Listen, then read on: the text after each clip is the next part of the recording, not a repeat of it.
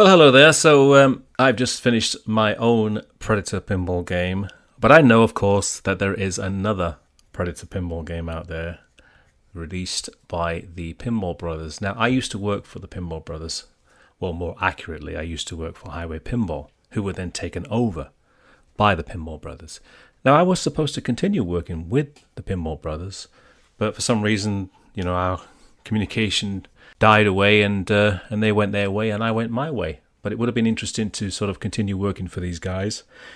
They, of course, went on then to do Queen, ABBA, and now Predator.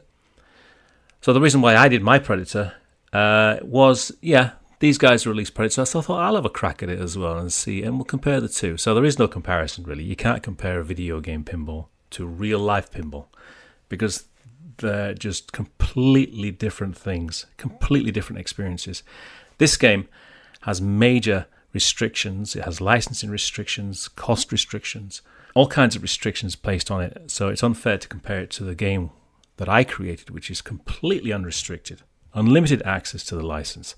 However, I'm going to do a little reaction to this video. I have watched it once, but I haven't really looked deep into it. But I'm going to look deep into it now and do a commentary. So let's get started, shall we? So first of all, we can hear that wonderful music from Alan Silvestri. Fantastic music. You can't do a pinball game without that music. Now, I don't think they use his music all the way through the game. I think they have their own artist that comes in. I don't think they had the money or the permission to use the full score.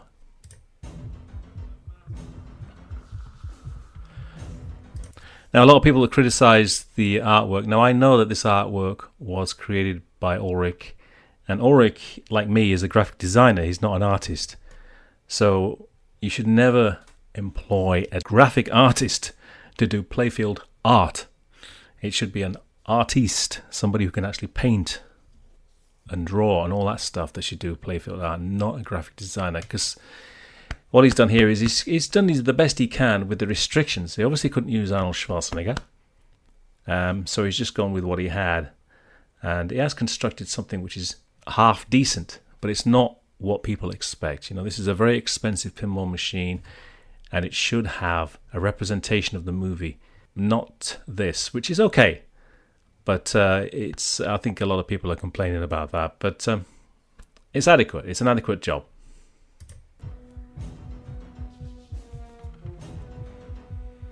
I'm going to keep doing this. I'm going to keep stopping every few seconds.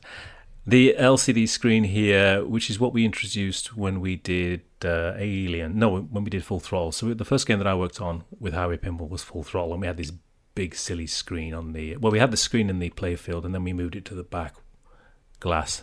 So what we were doing is we were just basically copying off Jersey Jack, because they had a big screen in the back. So we thought, well, we'll put a big screen on the back as well. But Highway Pinball originally had it on the playfield. The screen on the back glass looks great, but I don't like the placement. I don't like the fact that it just blends in with the artwork. I would think it would have been better if it had been segregated to a art panel and a speaker panel. And I think the LCD itself is too big. I think it should be smaller.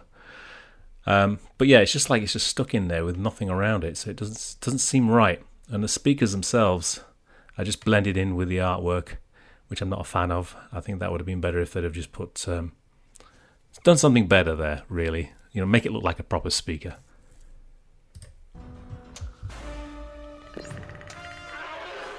So here we have the introduction of the first mode, which is called Deadly Attack. So they're going with this type font, if you like, which I've used in my game as well. Now they have the Predator here, which is crouched down when he's not active, which is good. It's better to have him not visible during most of the game, because he's more of a menace if you can't see him. Now at the beginning of this mode, you can see him start to pop up, and what they have these flashes here. There's a very powerful green flasher here, which is kind of highlighting him as he rises up. So watch him rise up there. There he goes, and he's kind of holding a skull as well, and he's got his arm raised there. So now he's a menace. Now he's on the playfield. He's exposed himself, so now you feel like there's a threat, which is great pinball game design. Now I like this. What they've done here with the screen is they've changed the font here to match the readout on his arm, but also they've taken the film footage and they've changed it to make it look like it's heat sensor. So this actual clip that's playing at the moment in the film is just film. But the guy that did the LCD stuff, Kelly, has somehow managed to change it into a heat camera. So that's obviously film footage that's been manipulated to look like it's a heat camera from the Predator.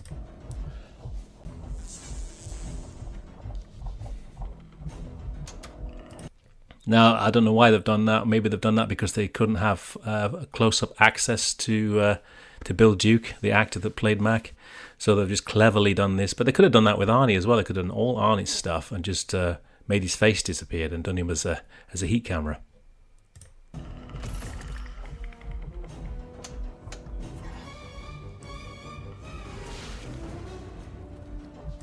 But obviously, they do have access to Bill Duke's face because they've just showed it there. So, but still, this is a very cool thing to do.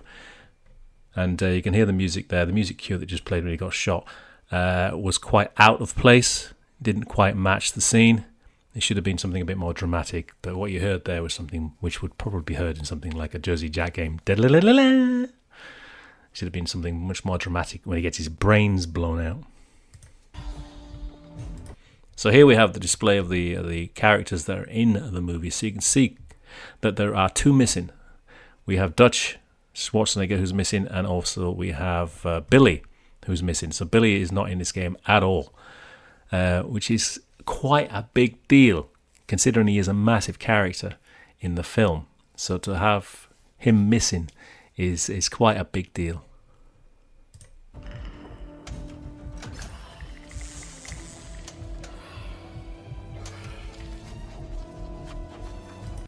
So once again, we have the film footage manipulated to look like heat camera.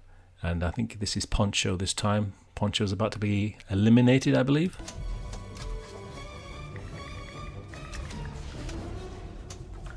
That's very interesting. What you saw there is you saw, again, with the music coming in, which is completely out of place, doesn't sound anything like the movie.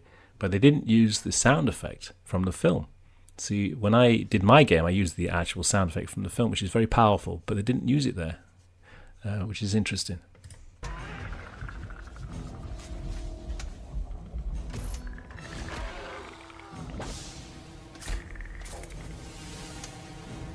So I don't want to focus too much on the LCD because a pinball game is way, way more than the LCD screen. In fact, a pinball game should be 97% this, 3% this.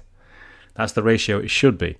But when you watch these videos and they segregate them into little windows, most people are conditioned to watch a television screen. I mean, we all are. We all grew up watching television. So we're all programmed to watch the television screen. Nobody's watching this. Everybody's watching this, which is unfortunate.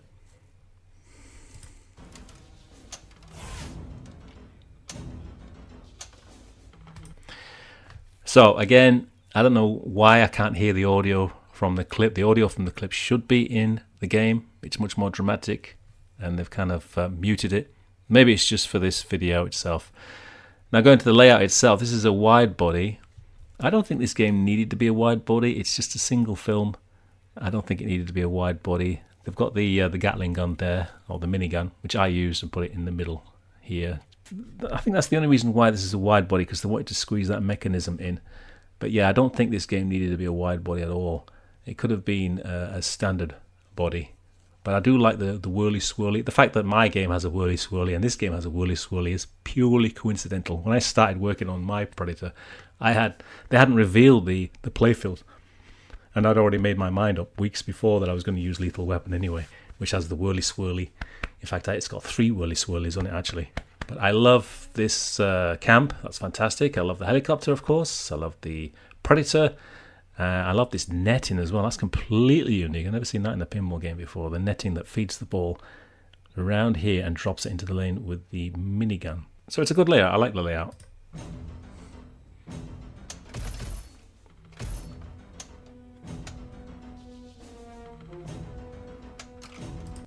So again, we're not hearing the audio. Now, there must be a reason for that. I think they've muted it for this video, but that's a big mistake because the audio combined with the video is an enormous impact. It creates an incredible moment of tension and excitement and drama. So you've got to combine the two. You can't just have clips without the audio. It doesn't work. And if the licensed people won't let you use their audio, which wouldn't make any sense, then you just create your own. God damn. So that's Mac revived, having his head blown off. He's now magically come back to life. And I think they don't use any of the dialogue from the film. They're using a guy to do sound-alikes. So it's an impersonator there that did Mac. And I think an impersonator does all of the main characters. Some are good, some aren't so good. The Arnie one is pretty good. Although when Get to the Chopper starts, it is very bad. When he does all the gurgling and groaning, that is horrific. But the actual line itself, Get to the Chopper, is well delivered.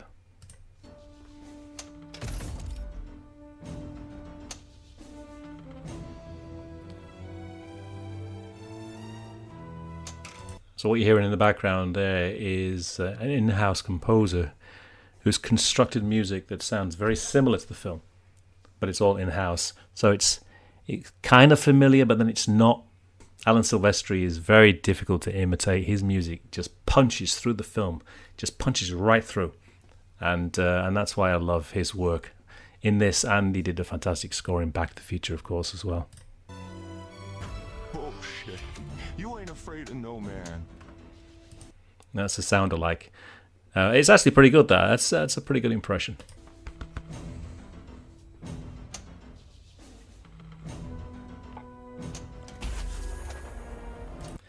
Now, I'm not a fan of having movie clips playing constantly on the LCD. Again, I'm supposed to be watching this, and I'm drawn to this because this thing is constantly playing movie clips, which is horrific. I've said this many times. You don't play movie clips on this thing all the bloody time. You only play them when you make certain shots or when certain events start, because it makes them more unique and more interesting if they just happen periodically, but not all the time, which completely diminishes their effectiveness.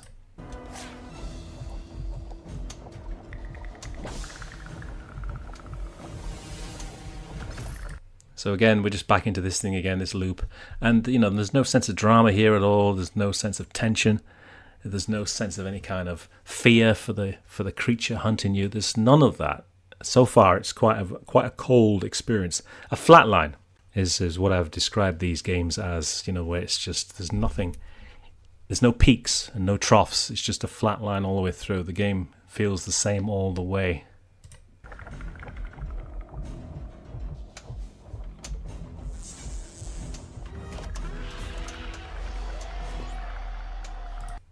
But of course, they can change that. I mean, the rules can be changed. I mean, they can just throw the whole lot in the bin and restart anytime they want. They've got the layout, they've got the graphics.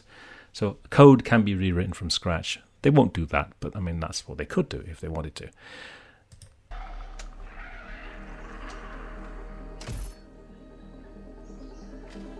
So that was a missed opportunity. They used the clip there of the blood. Now, I used that and created a mode called If It Bleeds, and they've just used that as a conclusion to the mode. But that's a missed opportunity. That mode in itself, which is where you follow the tracks of the blood to find the predator, would have been much more interesting, I think.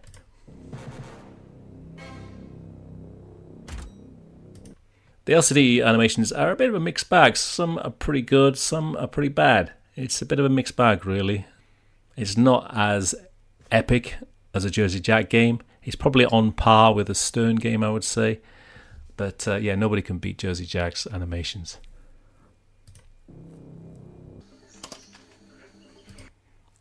And that's it, game over. When you get a close-up of the game over screen. Now, the words that surround these skulls are written in Spanish, I believe, which is, the demon collects trophies of the dead or something like that. And that's why it has a prominent place in their game between the flippers.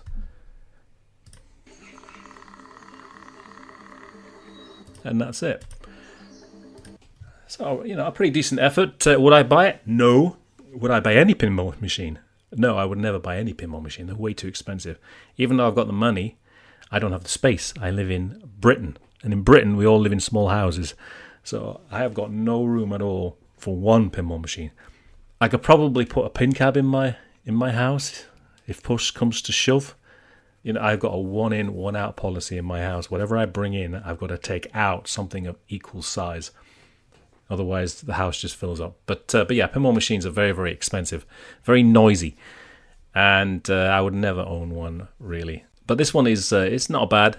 It's not a bad effort. I think they can improve it. They need to do a little bit more work on the audio design, a little bit more work on the visuals, a lot of work on the code.